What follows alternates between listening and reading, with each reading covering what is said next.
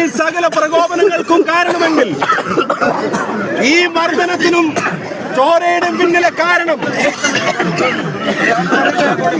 നിങ്ങളുടെ സ്വർണ്ണക്കടത്ത് മറച്ചു വെക്കാനുള്ള വ്യാമോഹമാണെങ്കിൽ രണ്ടിനും മറുപടി പറയാൻ ആഗ്രഹിക്കുന്നു. ഒന്ന്, ഇതിലും വലിയ പരാജയം പേരാമ്പ്രയിൽ നിങ്ങൾക്കുണ്ടായിരിക്കുമെന്ന് പറയാൻ ആഗ്രഹിക്കുന്നു. രണ്ട്, എന്തിനെ കൊണ്ട് വാർത്ത മറച്ചാലും ഈ സ്വർണം കെട്ടവരെ ജനങ്ങളുടെ മുമ്പിൽ തുറന്നു കാണിക്കുക തന്നെ ചെയ്യും എന്നും പറയാൻ ആഗ്രഹിക്കുന്നു.